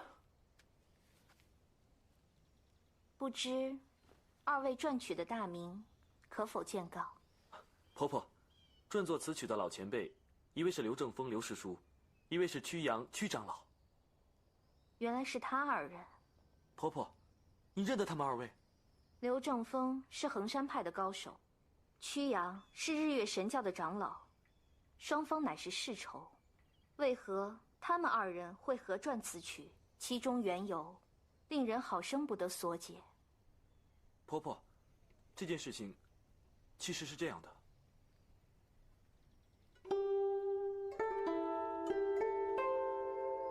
原来如此，其中缘由，你只需要跟你师父师娘说了，便可免去其中无谓的猜忌。而我，对你来说是一个素不相识的陌生人，你为何愿意对我直言无隐呢？说实在的，晚辈也不知道为什么，也许是听了婆婆的雅奏之后，对于婆婆的高峰极为欣赏，所以也就没有戒心了吧。这么说，你对你师父师娘是有猜疑之意的？晚辈哪敢？只不过我师父却对我有猜疑之心。我听你说话中气不足，内息不调，以一个少年人的体魄，不至于这么差呀。你是身受重伤还是身患大病？把你的手伸进来，我给你把把脉。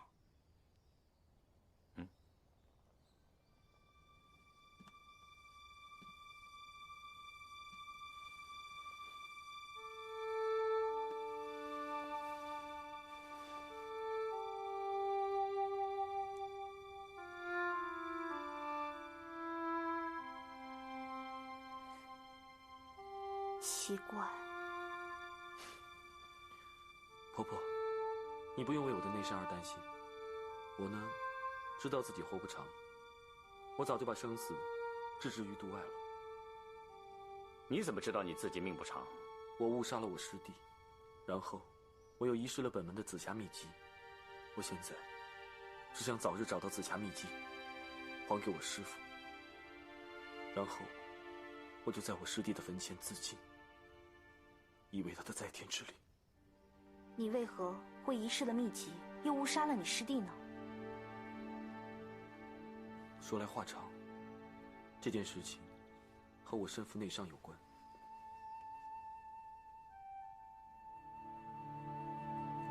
我点了他穴之后就走，都是我不好，下手那么重，否则我师弟的……你师弟根本就不是你杀的。不是我杀的。你真气不纯，凭你点的那2个穴道，根本就杀不了他。你师弟应该是被他人所杀。杀我师弟的凶手会是谁呢？偷秘籍的人未必是杀你师弟的凶手，但两者一定有关联。可能偷秘籍的人想杀人灭口呢。我师弟报绝仇。小兄弟，小兄弟，你怎么了？快扶他盘膝打坐。好。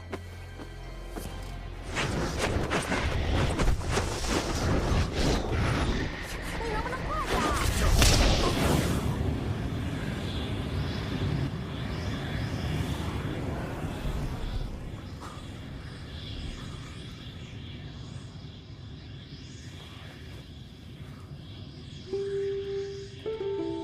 灵狐少侠，你性情开朗，脉息虽乱，但是没有衰竭之象。老身再为你弹奏一曲，请你品评品评。多谢婆婆。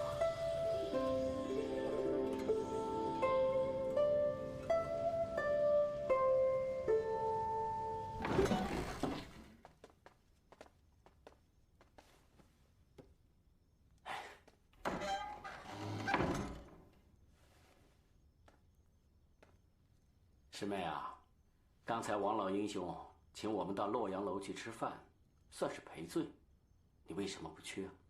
要去你自己去吧。哎，你干嘛发那么大脾气呢？你说呢？人家冤枉冲儿偷了平之的家传剑谱，你身为他的师傅，居然不帮他说句话。那，你不都说我是他的师傅吗？如果说我在这件事情上处处维护他，人家只会更加怀疑。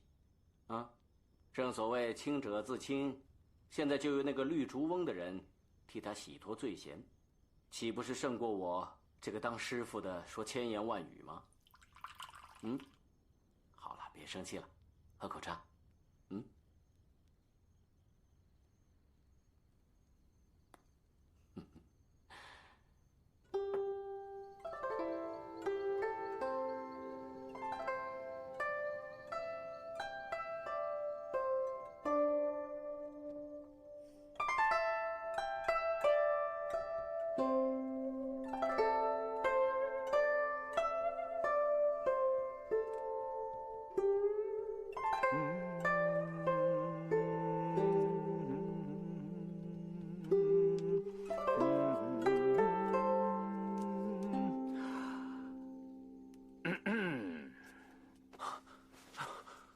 我真该死，没有留心婆婆的雅奏，我居然睡着了，我真是惭愧。灵狐少侠不必自责，我刚才所弹的乃是清心普善咒，本来就有催眠之意，希望可以帮你调理体内真气，减少烦恶之情。哎，婆婆，你说的对啊，好像听完你的琴奏以后，我身体这种厌烦的感觉减退了许多。哎，婆婆，你的琴艺真是神乎其技。以后要是每天可以听的话，那我就受益良多了。你体内的6道真气，并非是我这浅薄的琴音可以调理的。你这么说，我倒有些不安了。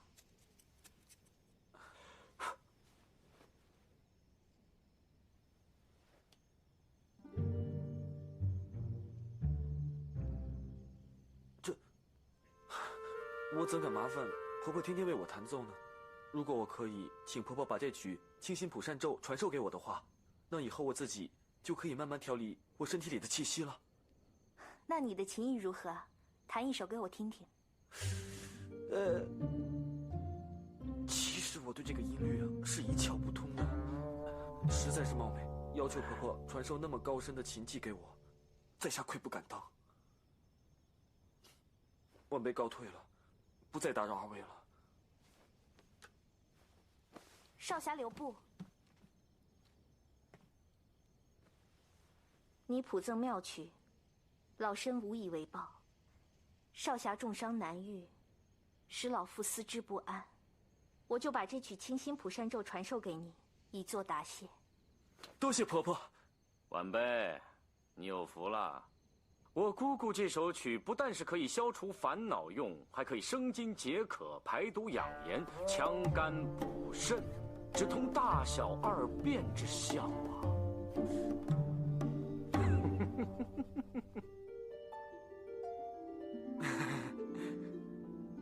德诺，有没有什么消息啊？没有，大师兄仍然在绿竹翁那里跟他的姑姑学习琴谱，并没有什么可疑之处。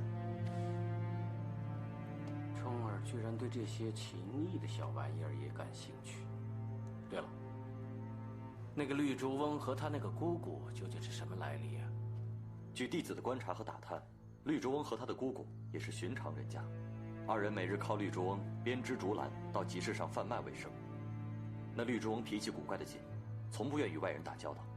他二人每日粗茶淡饭，抚琴为乐。他那位姑姑更是孤僻，根本就足不出户。哦，没事了，你先下去吧。弟子告退。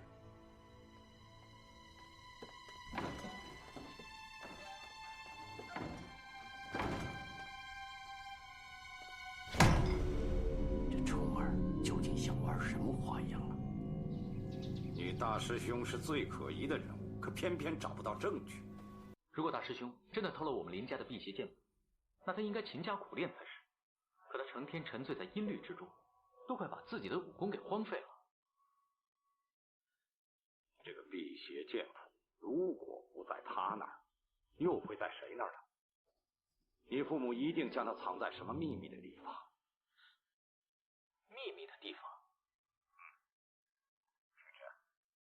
你父母临终之前可有什么遗言？大师兄说，我爹临终的时候有几句话托他带给我。你爹临终前都说了什么？我爹说，在向阳巷的故居有几样东西，让我一定要好好保管，但是不得翻阅，否则的话后患无穷。不得翻阅？你一定要翻阅！别忘了，你爹是托外人转化的，所以一定是个反话。外公的意思是，辟邪剑谱就藏在向阳巷的故居里。一定是。平之，你赶紧回去看看。好。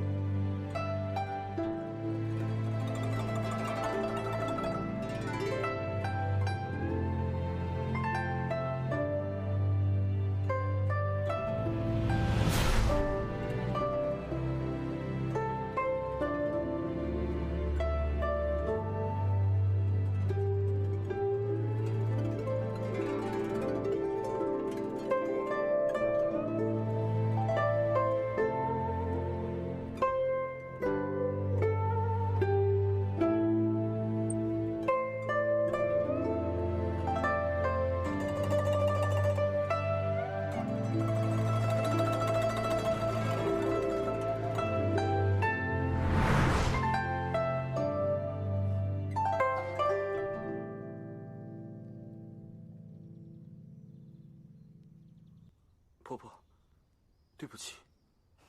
这次你弹的这曲《有所思》已经很不错了，情意相融。可是怎么突然出现了弦音，真是令人费解。婆婆，希望你见谅。晚辈一时情不自禁，想起了往日与小师妹的快乐时光，而我又被这个琴声所打动，连我自己都控制不了。你有心事，当然是不吐不快。可是缘分的事情不能强求。古人说得好，各有因缘莫牵人。今日灵狐少侠因为感情失意，说不定他日又另结佳偶呢。婆婆，晚辈身受重伤，未来的事情我也不敢设想。世事难料，灵狐少侠，你又何必灰心绝望呢？婆婆，你对我真好，谢谢你的开解。那今天我们就到此为止，明天你再过来练习有所思。好的，晚辈告辞了。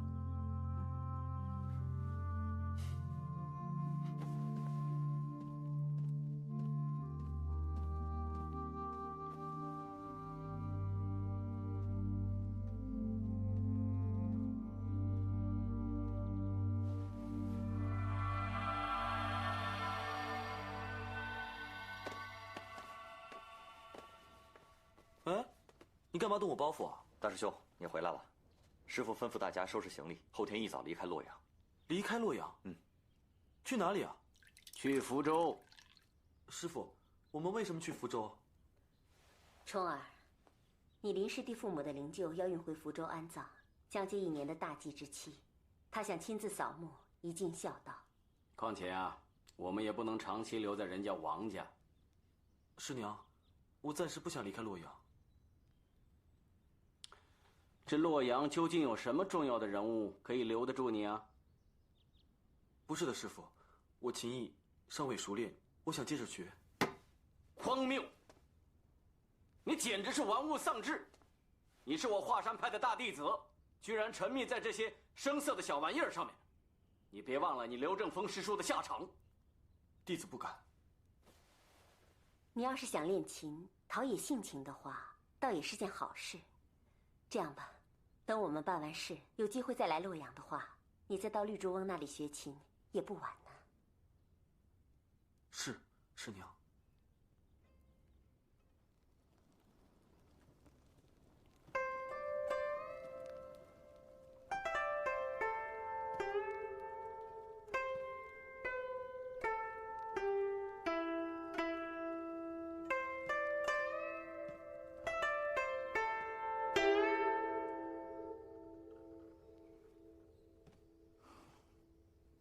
灵狐少侠，我和你说过，弹奏这曲《有所思》要由静生情，心中有情，才可一语情浓，深得曲理。可是如今，你为何屡屡弹错，心不在焉呢？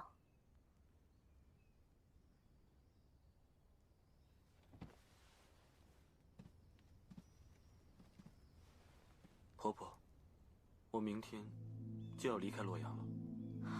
什么？离开洛阳？这么快就要走？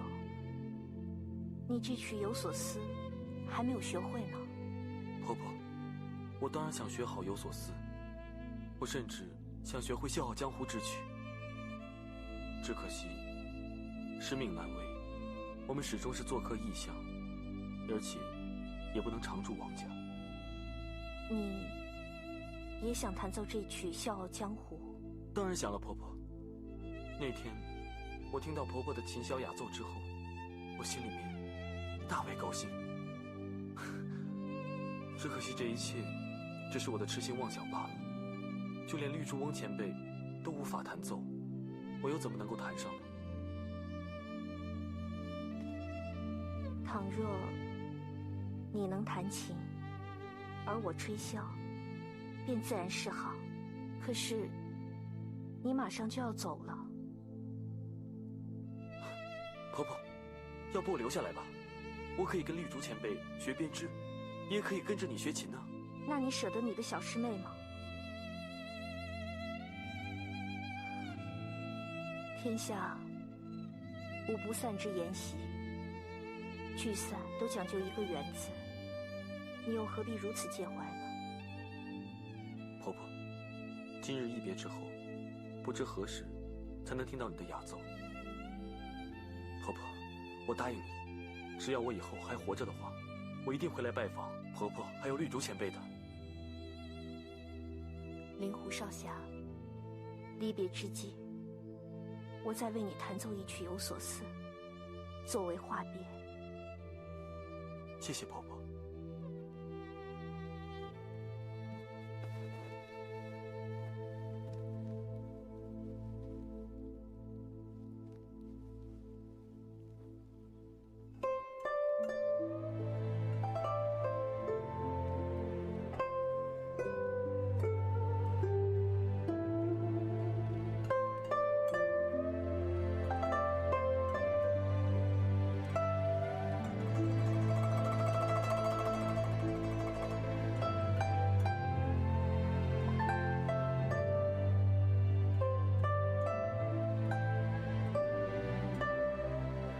婆婆和绿竹翁年纪都那么大了，下次我来洛阳，未必能再见的。灵狐少侠，离别之际，我有一言相劝。婆婆，请说。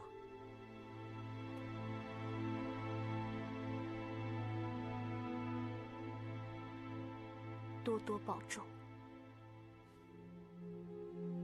婆婆，你也要保重。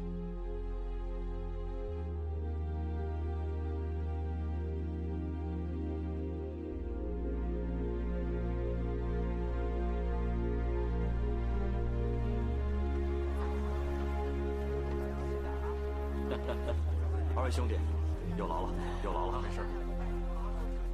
王老英雄，不好意思打扰多时啊，岳某真是过意不去啊。岳掌门，你这么说就太见外了。等平之祭拜完父母之后，一定回来登门拜谢。不敢当，以后还要烦请二位多多照顾平之了。灵山也多谢老英雄送的礼物。叶姑娘，大家都是自己人，不用这么客气。平之，你在路上要多照顾岳姑娘啊。我会的。啊，好，王老英雄，时候不早了，我们就此告辞了。请，后会有期。后会有期。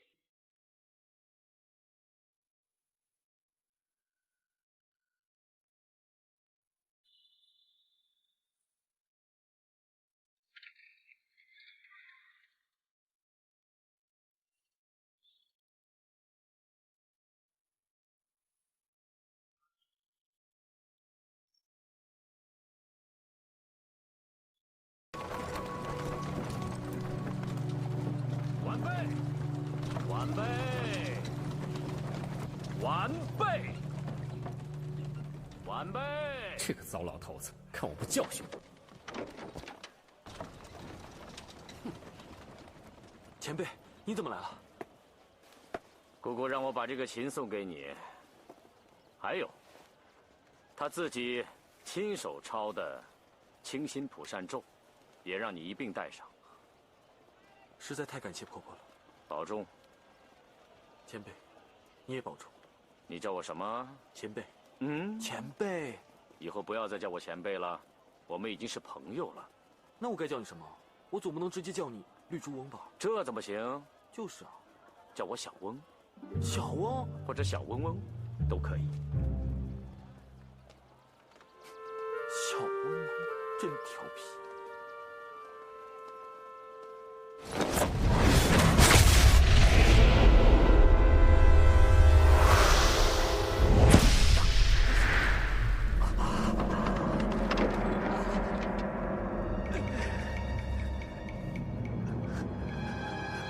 你最痛的不应该是你的手吗？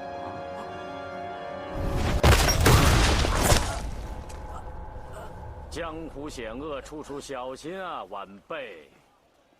再见了，小翁翁。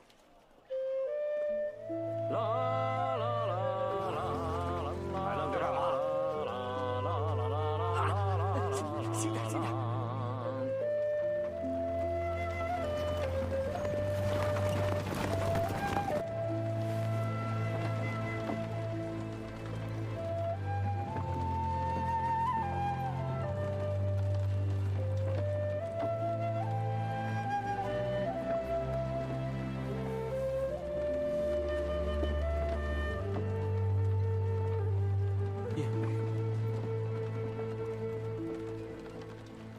竟然对我如此之好。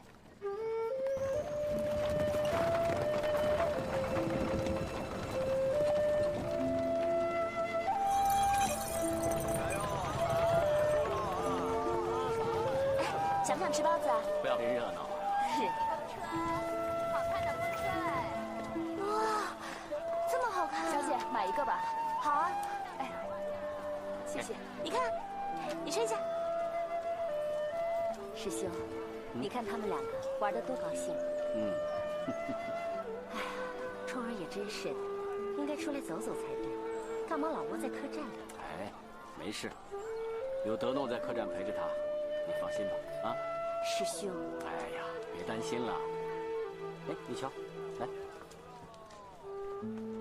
我记得咱们年轻的时候，你最喜欢这些小玩意儿了。人都老了。不像以前的小女孩了。你呢，在我心里面永远都跟以前一样。来，我帮你挑一个。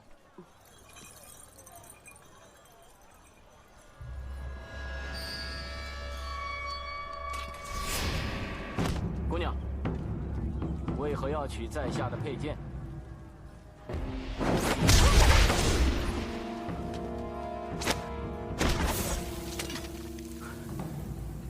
好狠心的女子，竟然掌上有毒！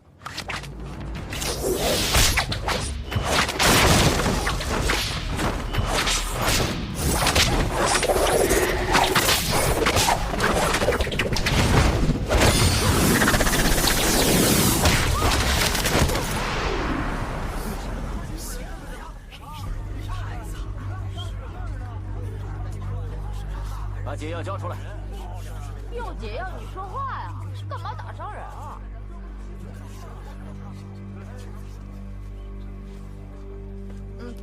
到人手上，用内力把它吸收了，这黑蝎毒很快就解了。